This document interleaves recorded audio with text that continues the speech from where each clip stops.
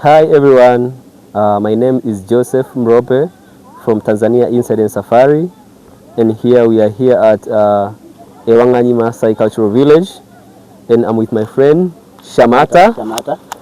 Nice to meet you, Mrope. Okay, because in the world a lot of people they hear about Maasai, and a lot of people want to learn about Maasai culture. So we are here at the company.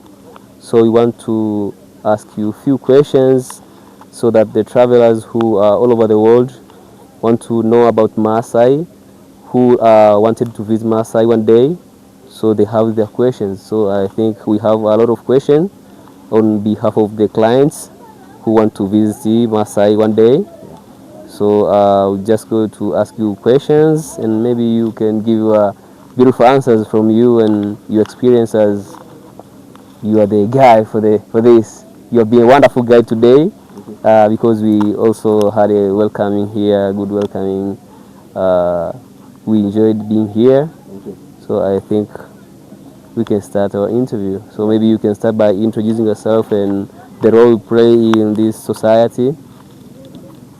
Thank you, Mrope. Thank you, Joseph. First of all, we are also very happy to have you here. I'm Shamata, and we are here for the community purpose. And the Maasai Cultural Village, the theme is to make sure that our community is benefiting through the clients that we get from all over the world. Okay. Yeah, so you're welcome. If you have some question to ask, we are here right now ready to answer any kind of question that you're going to ask. You're welcome. Okay. My first question you already answered because it was about introducing yourself. But my second question is, what is one Maasai tradition you are most proud of, and how are you teaching it to the younger generation? Yeah, first of all, among the things that we are doing at the community, always we have the tradition and custom, and this is the education that we give to the young boys, because here we have the so-called the Moran or the warriors, and the ones that we are very important people that we teach them about our tradition and custom.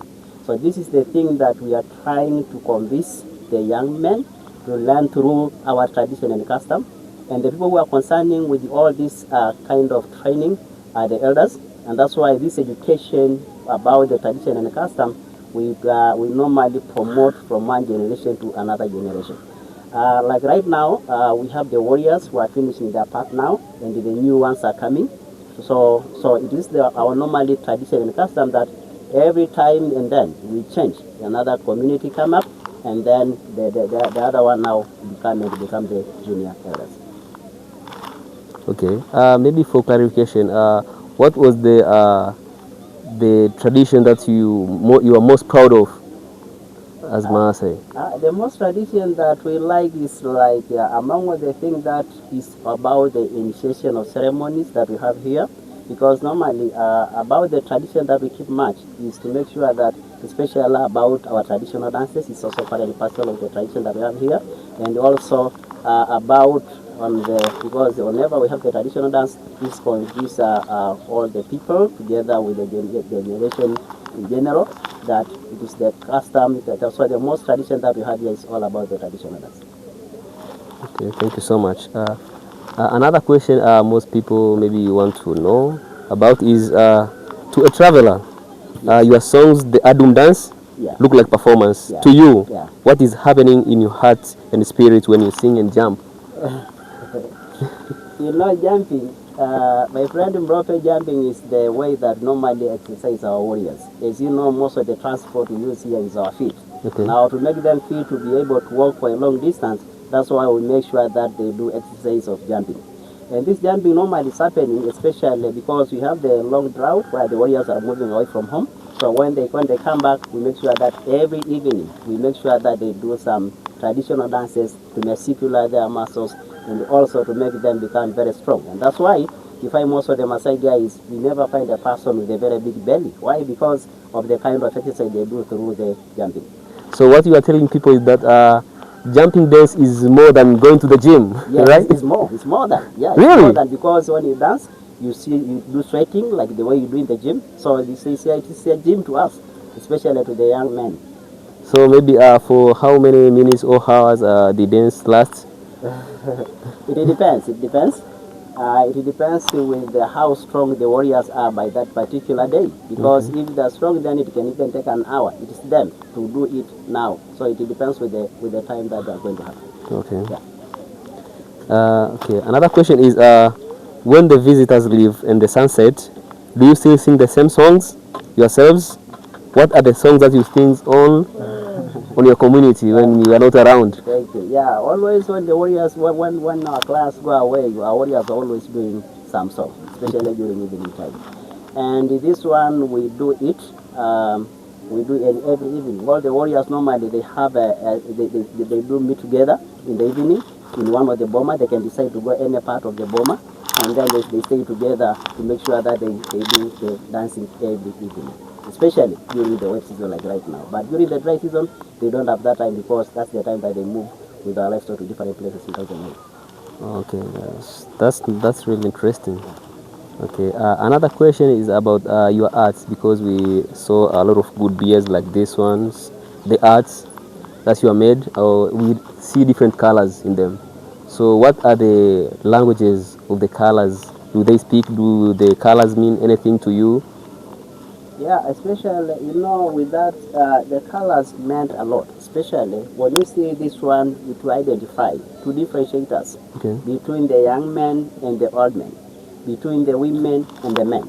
But with the women, they don't have the specific color like us. But Okay. we, as the warriors, normally we put on the red color as an identification, as to show that we are the warriors and we are still in that age of warriors. Okay. And because here, as you say, maybe when the visitors came and they buy your handmade work, what is the benefit of it to the community and society when the traveler comes and maybe they buy some beers from you and some artwork from you? Yeah, the beads actually, as I was sharing with you, I Okay. say that the beads are here for the sake of supporting the community. How does it support the community? It supports the community to make sure that whatever the beads the mama is selling to the clients, whatever we get it, we use it to make sure that we pay the school fees for the children. That's Okay. number one. Number two, also the beads are here because, as I told you, that our land was taken away by Okay. the government. And after the government took our land, it means that these people are depending on the growing of crops like beans, like maize. But because our land is taken away, then also these families or these members, these women are making these beads also to get something for them to end the day. Um, like they get it, whatever they get, they can buy clothing, they can buy some food stuff for them to survive. Okay. So those are the two big benefits. And something you have to know about the beads that we are selling here. We are not selling for the sake of business, but we are doing this one for the sake of supporting the community. That's all. That's really good. Another question is about you can see here in Ngorongoro crater. Yes, Uh, there are Maasai living inside the crater, yes, and also in other areas, wildlife areas, yes, there are a lot of Maasai who live with nature. yes. So, from travel, I want to know, how do you preserve nature while you are interacting with them? Because you can see inside the Ngorongoro crater, there are Maasai with their kettles and everything. How do you manage to just coexist with the nature? Thank you. First of all, something you have to know, Mrope, is that normally with we Maasai people, we don't prefer the wild beast meat. Okay. So we can live with all the wild beasts or the wild animals, and we are keeping them because we don't prefer them. And how would we keep? We survive in the nature because the most thing that we are having our main food, Mrobe. Okay. We have milk being part and parcel of our food. Okay. We have meat being part of us. Then the meat from the cow, the meat from the sheep, the meat from goats, but not the wild beast meat. Okay. And then also we survive. And among all the things that we like most is blood. The blood is also showing that we like to drink blood because it makes us become more strong. Okay. The blood in nature, it has some calcium in it.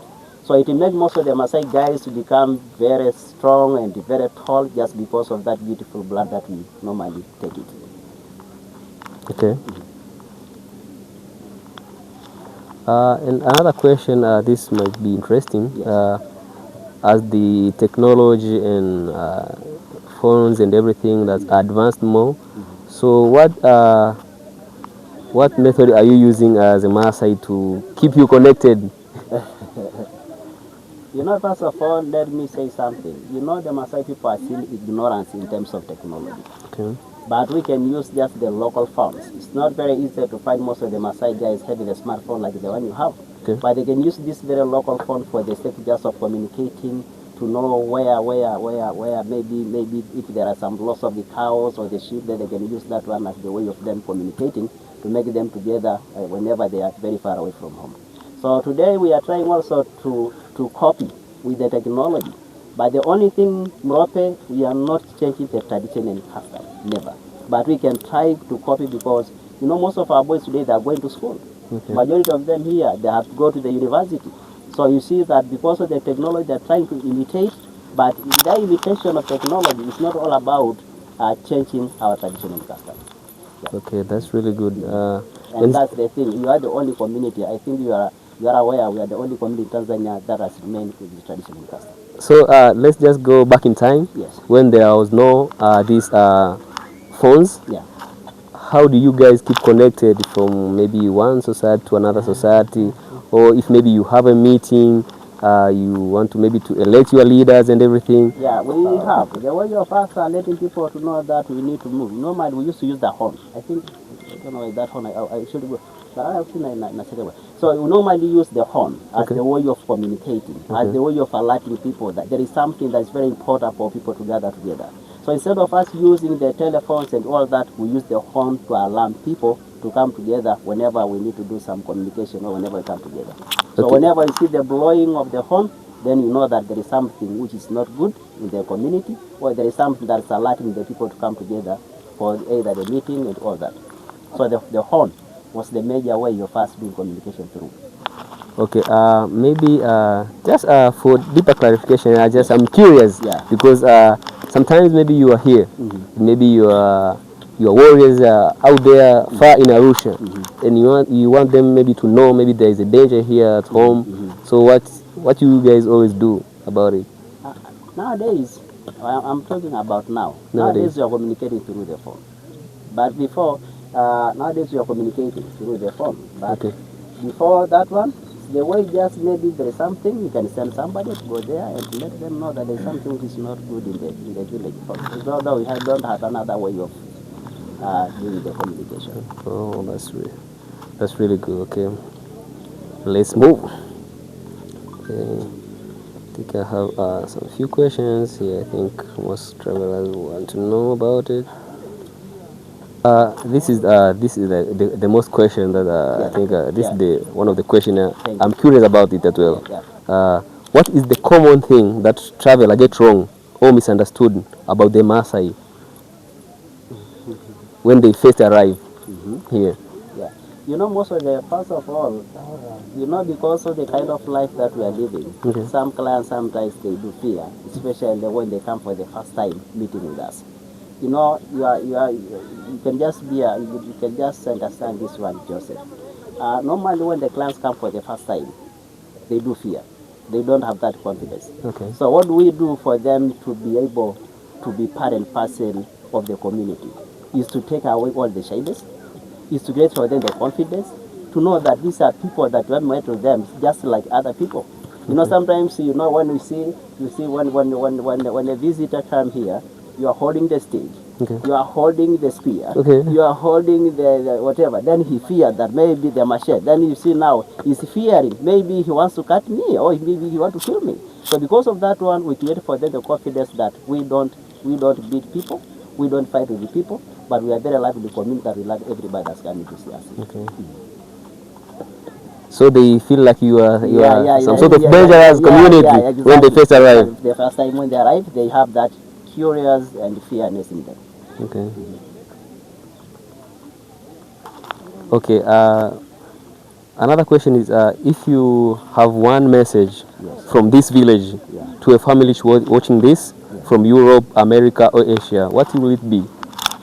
So if we have the message, what happens is that First of all, we normally encourage our clients who are coming here. And we tell them that these people are very lovely people. And we also send a message to them that whenever they come, we also have to send a message. When they go back to their home countries, they have also to take our message that we love them. They have to take a message to show that we are also part and parcel of the community. It doesn't matter which part of the world are you coming from. So that's why among all the message that we send to them, we like using the house like this, say hi to your family, do this, become good ambassador with what we are doing, so that we get many friends coming to see us here. So at the end, normally when you are winding up the program, it is very important also to hear the views from the client. Not only just us talking, also we need to hear from them, because that's also the way of sending the message to the world and also to the community at large. Okay, one last question. I think maybe because I'm a tour operator, Yes. and most clients are inquiring about maybe visiting Maasai because we have like 120 tribes here in Tanzania, Yes, exactly. but most of the clients prefer to see the Maasai. Yes. What do you think Maasai have, which other 120 tribes maybe miss, so that the clients want to come and experience the Maasai? What's special about Maasai, guys? Because a lot of clients, they just want to see the Maasai, want to just come and visit you. So we Yeah. want to know what do you think is the heart of the Maasai culture? That's a well Prophet. It's a good question. You know, everybody likes to come to see the Maasai because it's the only community among all the 120 tribes in Tanzania that has remained with its tradition and custom. Okay. What we normally say in Mrope, even if our boys are going to school, Okay. get knowledge, obtain knowledge, get something that can come to change the community later on, but don't go and change our tradition and custom. No. So one of the things that is normally is admiring most of the clients to come to see us is the way we live. Because first of all, we like to stay in a very bushy area. Okay. Today we are trying also to do some kind, let me say, we are trying to do some kind of, we are trying to participate with other communities. Otherwise, we used to stay alone. Okay. We don't do interaction. But because of education, that's why today we are interacting with other communities. It was even very hard in Mrope to get married to a person out of our community. Always we have to get married to people from our community. But today we can get married even if I need a white woman, I can get it. But it's just because of the education. Among all the things that's attracting most of the clients to come to see us is because of the standing, the tradition, and the custom that we have here. Okay. Yeah. And even the government of Tanzania realized that we as the community, as the Maasai community, it is very hard to change our tradition and custom. Okay. So I think I'm done with the question, but when we are having our session, Yes, inside there you give us a beautiful story about the Maasai. the origin of Maasai. Yes, exactly. I think most clients would love to know where's your origin. As you said, you are originated from all the way from Egypt, Yes. and you migrated down here. Yes. Can you please maybe use maybe some few minutes to just elaborate that? But I think most clients maybe they want to know where you originated. I think that would be interesting for them to know as well. Thank you, Mrope. As I was sharing with you, I said that normally we have two groups of communities in Tanzania. We have the Bantus, and among of the 120 tribes in Tanzania, they are speculated exactly to the Bantus community. But we as Maasai, we belong to the Nilotic group. And that's why even our language, our vernacular language, is Shukushaitic. You cannot understand what I'm speaking, but if you speak your vernacular language, I can hear some words because of Swahili. Okay. But with the Maasai people, that's why I told you that our origin is in Egypt because our vernacular language is in the Kushaitic way. Okay. And I gave you an example that we have two groups of Nilots. We have the Lake Nilots and we also have the Plain Nilots. And I give you an example that the good example of the Lake Nilots are the Luos who are living in Kenya. And also we Maasai people who are living both in Kenya and Tanzania, we also belong to the Plain Nilots. But also I gave you another example of another group which is in Uganda. They are called the Karamajong. The Karamajong, they have the same characteristics like us. The only difference is that the kind of cows or the kind of cattle they keep. because themselves they keep a very kind of cows with very long horns, and very long horns. But with us, we are just keeping the normal kind of. That's the differentiate us between the Karamajong and the Maasai who are living both in Kenya and Tanzania. It is true that we originated from Egypt. That's where our origin is. And I give you an example, and I say, we have a capital city of Fiji known as Cairo. And Cairo is derived from a Maasai word Kailoito. Kailoito is a normal question that we have to ask ourselves. Where are you heading? To make sure that your cows are getting enough grass, your cows are getting enough water. And because some people are not able to pronounce the word Kailoito, that's why today we have the capital city of Egypt known as Cairo. Okay. And then now due to scarcity, because Egypt is a semi-desert country, it was not supporting the survival for our livestock there. So we decided to cross over River Nile, and then we come as far as Sudan. Okay. Sudan is also derived from a Maasai word, Angatwa Sudan. Angatwa Sudan means the land to eat of ostrich. And I give you an example that normally we believe an area that has ostrich also grasses are available. Okay. It is true that after we arrived to Sudan, we met with a lot of grasses. But we were depending, there was scarcity of water because most of our cows were depending on the drinking water from the sand. So we decided, that's why we came up with another Maasai terminology. Katumengare. Katumengare is a normal question that we have to ask ourselves. Why should I get the water to drink? Okay. And then because some people were not able to pronounce the word Khartoum, that's why today we have the capital city of Sudan known as Khartoum. Okay. Now due to scarcity of water in Sudan, it forced us to cross over again, and then we came as far as Kenya. Kenya is also derived from a Maasai word, Ekenya. Ekenya means early in the morning. When you wake up in a small unit of different like this, you have to go to your neighbor, asking him, how is your morning? How do you wake up? And the reason why you have all these questions is so that you get the right direction to take your cows to get enough grass and water. Now, because some people are not able to pronounce the word Kenya, that's why today we have a country called Kenya. Oh. And then Kenya also has its capital city, known as Nairobi. Nairobi is also derived from a Maasai word Robi. Robi is the cold climatic condition. Now the cold. Climate, yes, cold. The meaning of the word Robi is cold. Yeah. Now the cold climatic condition of Kenya made majority of our livestock to die. Okay. And they were suffering from a disease known as fly. Okay. So that's why we decided and we say, those Maasai people whereby their cows are able to stay the cold climatic condition of Kenya, they remain in Kenya. Those whereby their cows are not able to stay the cold climatic condition of Kenya, they branch and they come to Tanzania. That's why today we have the Maasai of Kenya and the Maasai of Tanzania. Okay. But our tradition, our custom is the same. And the most dominated regions in Tanzania with the Maasai people is Kilimanjaro and the Arusha regions. And I gave you an example that with our last census, in the whole country, we are more than 4.5 million in the whole country. Oh, that's really yeah. And they also here, we categorize ourselves in terms of population because we have a hamlet. A hamlet is where we are right now. Okay. So we have more than 400 people here. But if you're going to the village level, we are more than 1,000. Yeah, that's a short history about us Maasai people. Yeah. Thank you so much for your time. I think that's it for today. Thank you. I'm so glad that you were willing to share all you shared for us. I think most people who had some question in their mind about the Maasai, yes, they have something. Yes. To maybe to think about it or they have learned something about the Maasai. Thank you. I think one day, yes, for people who are watching this maybe from Europe, America, yes, they want to visit the Ewangani Maasai Cultural Village. Thank you. And maybe support the artwork and your education system and everything, the healthcare. Yes. Because and I want to encourage most people from all over the world to come here because thank you. Here is like 5 or 10 minutes from here to Kilimanjaro International Airport. Exactly. So for all the clients who come to Tanzania maybe to do safari or hiking Kilimanjaro, most they use Kilimanjaro International Airport. Yes. So they may have a maybe 2-hour stop here and learn about Maasai, which is not far from the main road. It's quite drivable to here. So I think most people are most welcome to this village because it's one of the really Maasai village. They can just come here and have a really good experience. As what we had today, we enjoyed the barbecue, the welcome song, and the history of the Maasai.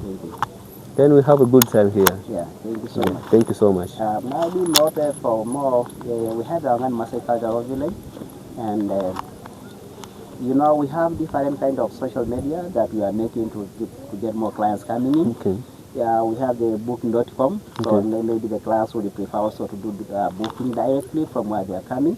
And then also we are in Airbnb, we also part and parcel. We have the friend of ours called Julian from Germany, and he's all like a host of the clients that are coming directly here. Okay. And so whatever, if you want to know more about us, you just go and see our website, and then you see many things that we are sharing. Uh, Something also to share with you, we also do overnighting here. Okay. So sometimes if you have the clients that would like to come and to stay here, we also have the staying here. They can overnight and they can sleep with us, they can eat with us, whatever we are eating, then they enjoy our local food. Okay, that's really embracing as well. So guys from all over the world, you're welcome to stay in Maasai village for maybe a few days and have a good time here as well. Yeah, thank you. Yeah. Thank you, Joseph. Thank you so much. Thank you.